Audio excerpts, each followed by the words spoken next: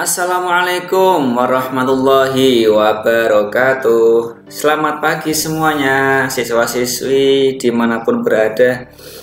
Alhamdulillah pada pagi hari ini kita bisa streaming kembali ya, bisa rekaman kembali dan bisa melaksanakan aktivitas kembali dan bisa memberi sesuatu kaitan materi ya, tentang materi, bisa berbagi kembali materi tanya jawab Daulah Mughal kemarin ya, siswa-siswi yang berada di kelas MIPA 1 MIPA 2 kemarin ada materi Daulah Mughal dan ada banyak pertanyaan yang harus saya jawab ya, sebisa mungkin saya jawab ya, sebisa mungkin saya jawab. Kalau ada kekurangan mohon maaf gitu. Nah, pada kesempatan kali ini izinkanlah saya untuk menjawab semua pertanyaan ya, menjawab semua pertanyaan, di mana pertanyaan itu sangat bagus-bagus sekali gitu. Nah, masih penasaran? Mari simak pada video tayangan berikut. Yang pertama ada Kalista ya, kemarin bertanya, Ustaz saya ingin bertanya apa maksud dari terjadinya stagnasi dalam pembinaan kekuatan militer dan bagaimana? Karena kalau dilihat dari segala kebijakan dan strategi pemerintahan, Daulah Mughal ini mengedepankan kemiliterannya. Nah, ini jawaban. Nah, perhatikan. Stagnasi itu apa? Stagnasi itu perhentian ya. Stagnasi itu perhentian. Nah, ini dengan terjadinya stagnasi dalam pembinaan kekuatan militer sehingga operasi militer di Inggris ya, operasi militer Inggris di wilayah-wilayah pantai tidak dapat segera dipantau oleh kekuatan maritim Mughal. Begitu juga kekuatan pasukan darat, bahkan mereka kurang terampil dalam mengoperasikan persenjataan buatan Mughal sendiri. Jadi intinya itu kemerosotan ya, istilahnya itu kekuatan militernya itu berkurang di saat itu ya. Walaupun dalam Mughal ini mengedepankan militer gitu ya. Jadi kemerosotan dari bidang pertahanan militernya begitu ya, jadi pahami ya. Lanjut, ada pertanyaan lagi ini, Ustadz mau tanya pada masa Aurangzeb kedaulatan Mughal sebagai entitas Muslim India nyaris hancur akibat perang saudara. Nah itu perang antara siapa ya Tat? Terus dampaknya kok berasa besar itu? Nah tentunya yang namanya Daulah Mughal ini hancur karena kemerosotan kepemimpinan di saat itu. Perang antaranya ada perang saudara sendiri sehingga pemerintahan menjadi hancur begitu. Makanya jadi saling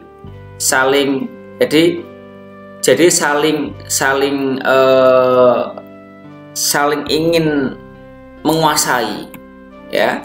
Setelah Jahangir meninggal nih ya penjelasannya. Setelah Jahangir meninggal, Khurram naik tahta sehingga mengalahkan saudaranya Asaf Khan. Khurram bergelar Shah Jahan. Masa ini banyak terjadi pemberontakan, terutama dari kalangan keluarga kerajaan. Aurangzeb, panglima dan juga putra ketiga Shah Jahan berhasil memadamkan pemberontakan dan keturunan Lodi. Keberhasilan Aurangzeb membuat saudara tertuanya Dara merasa iri dan menuduh ingin merebut tahta kerajaan. Namun ketangguhan Aurangzeb berhasil mengalahkan saudaranya segera menangkap ayahnya Shah Jahan. Hal ini pernah dilakukan sendiri oleh Shah Jahan terhadap kakek Aurangzeb, Jahangir. Ini maksudnya gini. Jadi antara keluarga itu, jadi masing-masing saudara itu ingin menguasai tahta. Jadi sehingga menjadi perang saudara. Biasanya dinasti seperti itu hancur karena ingin menguasai tahta antar saudaranya, makanya jadilah perang begitu ya. Selanjutnya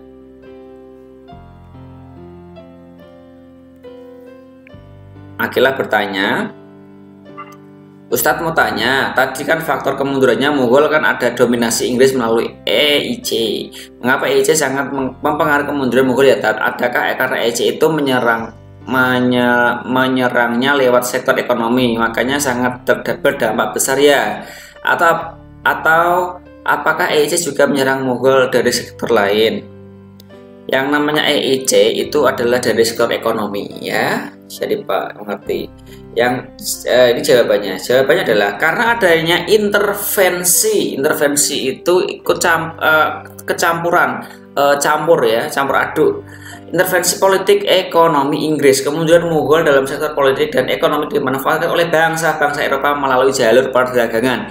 Kedatangan orang-orang Eropa di India dengan membawa pemikiran baru, teknik militer dan teknologi mengejutkan Mughal yang sedang dalam kondisi lemah. Di pantai selatan India terjadi persaingan dagang antara Portugis, Belanda, Prancis dan Inggris. Dalam kompetensi tersebut Inggris lebih unggul. Selanjutnya pada tahun 1761 Masehi, Inggris diberi izin oleh Shah Alam untuk menetap di Bengal, India Timur, karena Raja Mughal ini harus tunduk dan membayar properti kepada Afghanistan. Kemudian Inggris membuka perserikatan dagang The East India Company atau EIC dengan maksud menguasai sumber komoditi India. Melalui kondisi dinasti Mughal yang lemah saat itu dan rajanya pun tidak mampu mengendalikan keadaan wilayahnya, Inggris kemudian ikut campur dalam politik India ya.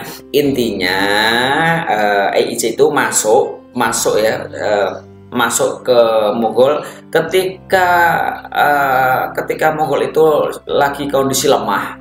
Akhirnya dari segi ekonomi dari Inggris itulah menguasainya, dari perdagangannya begitu.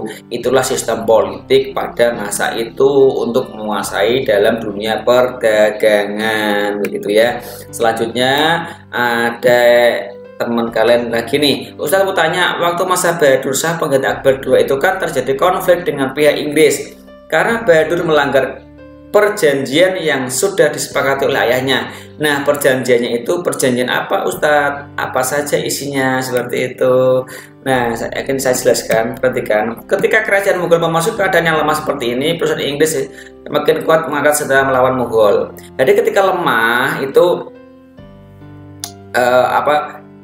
apa itu namanya? Dalam kondisi Mughal yang sangat lemah, perusahaan yang dalam kondisi ekonomi itu, ekonomi Inggris atau EIC, dikenal EIC itu masuk.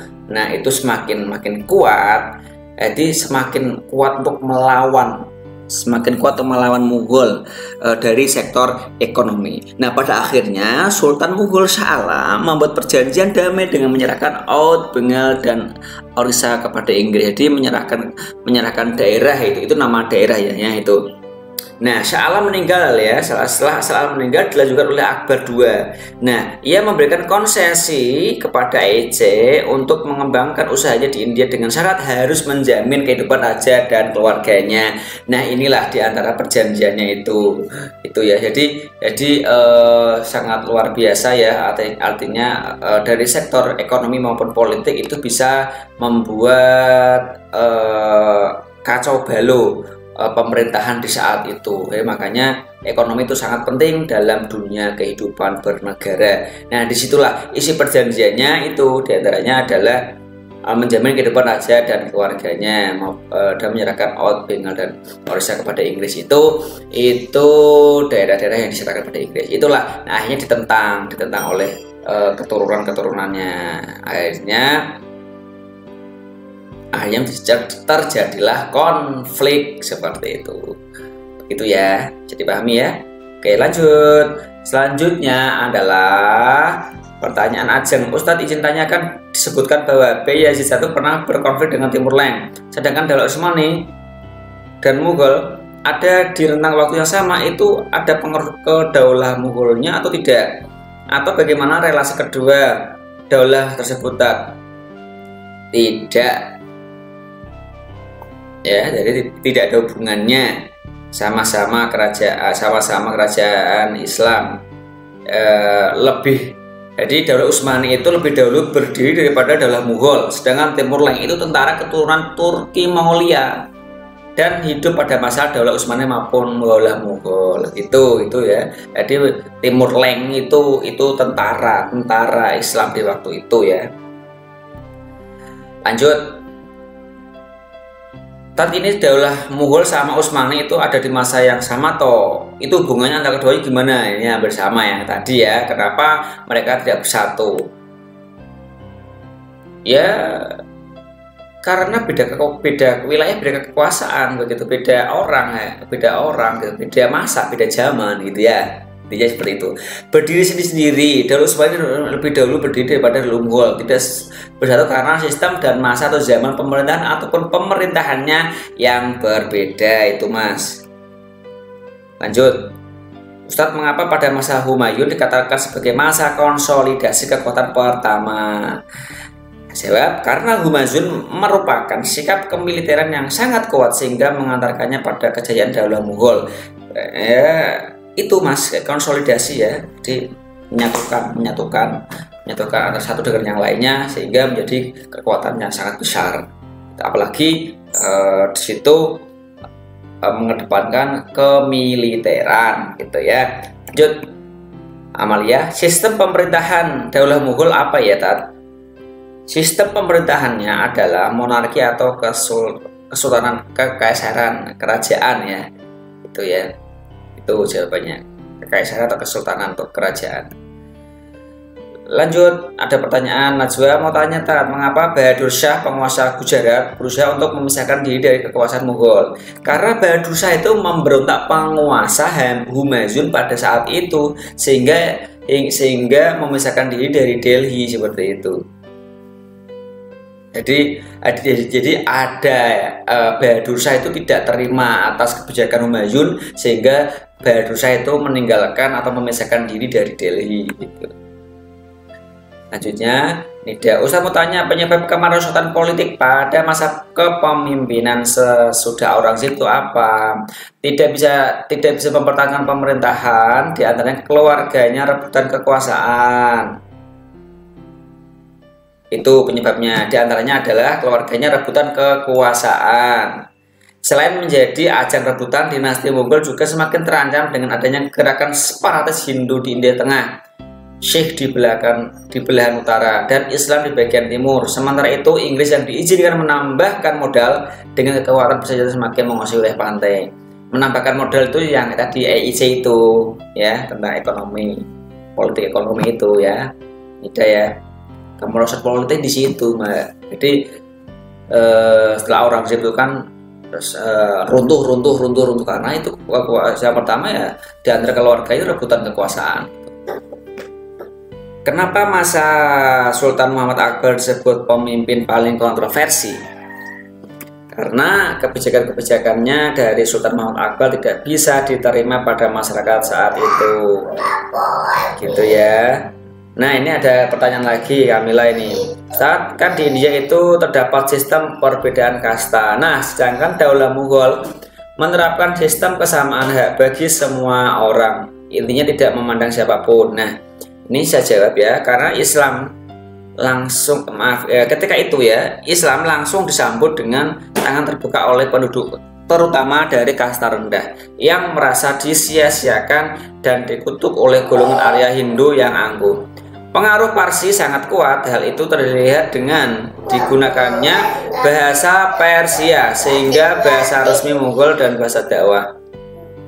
Oleh sebab itu, percampuran budaya Persia dengan budaya India dan Islam melahirkan budaya Islam India yang dikembangkan oleh dinasti Mughal. Jadi gini ya, jadi di India itu memang ada apa tuh namanya itu kasta ada 4 ya. Akan tetapi ada berita bahwa tahun 1950-an itu kastanya itu sudah dihapuskan. Jadi stratifikasi kasta itu dihapus begitu, tapi hierarkinya itu masih melekat sampai sekarang itu ya. Itu selanjutnya adalah Yasmin bertanya, Ustadz, apa sih perjanjian yang telah ditentang oleh Bahadur Shah hingga menimbulkan konflik? Karena Bahadur Shah tidak terima atas kebijakan dari masa pemerintahan Akbar begitu ya. Yudhishthira, Zaki Yudhishthira, Ustadz, faktor paling utama bisa berhasil mencapai puncak kejayaan itu karena olah siapa ya? Bagaimana caranya dia bisa mencapai hal tersebut? Apa siasatnya, Tat? Jalaluddin Muhammad Akbar itu dengan sistem keberhasilan pemerintah yang lebih bercorak militer itu yang menjadi keberhasilan pada daulah Mughal itu. Jadi kemiliterannya itu luar biasa itu sehingga mencapai puncak kejayaannya seperti itu ya. Nah, terus selanjutnya adalah Rafli. Mau tanya, Tat, pemimpin pertama dalam Mughal kan Babur. Di penjelasan Babur itu cucu dari Timur Leng, di mana pada Daulah Utsmani Timur Leng menyerang Utsmani yang menyebabkan Daulah Utsmani mengalami kemunduran. Jadi hubungan kedua daulah ini terjadi karena apa ya, dan mengapa bisa terjadi permusuhan padahal keduanya juga nanti daulah Islam yang besar? Apa mungkin Timur Leng dihasut? Mohon penjelasannya. Perhatikan, Daulah Utsmani atau Turki Utsmani lebih dahulu berdiri daripada Daulah Mughal. Sedangkan Timur Leng itu tentara keturunan Turki Mongolia dan hidup pada masa Daulah Utsmani maupun Daulah Mongolia. Daulah Mughal. Ya, Timur Leng itu ada keturunan menuju ke ada garis keturunan ke Turki Utsmani. Jadi Timur Leng itu intinya tentara di masa itu. Jadi kenapa kok tidak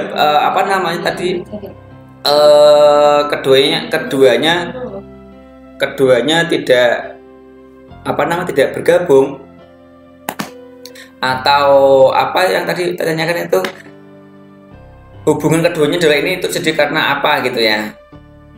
Ya karena intinya masing-masing daulah itu beda sistem itu. Adapun Timur Leng itu adapun kehadiran Timur Leng itu karena Timur Leng itu seorang tentara yang ingin menguasai wilayah sesuatu. Jadi tidak ada hubungannya gitu ya Timur Leng sama ini gitu ya. Itu cuman Timur Leng itu ada keturunan dari Turki Utsmani gitu ya. Nah, mungkin itu dari saya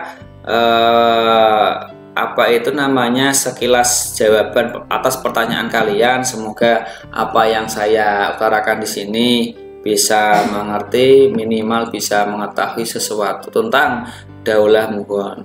Jikalau misalkan kurang begitu jelas, kurang begitu paham, nanti bisa diskusi di lain waktu. Jikalau ada kekurangan, saya mohon maaf ya, kurang lebihnya mohon maaf. Akan tetapi tetap setia dengan video saya itu ya. Jangan lupa subscribe, like, komen, dan share agar menjadi lebih kreatif di masa yang akan datang. Mungkin itu saja dari saya, kurang lebihnya mohon maaf.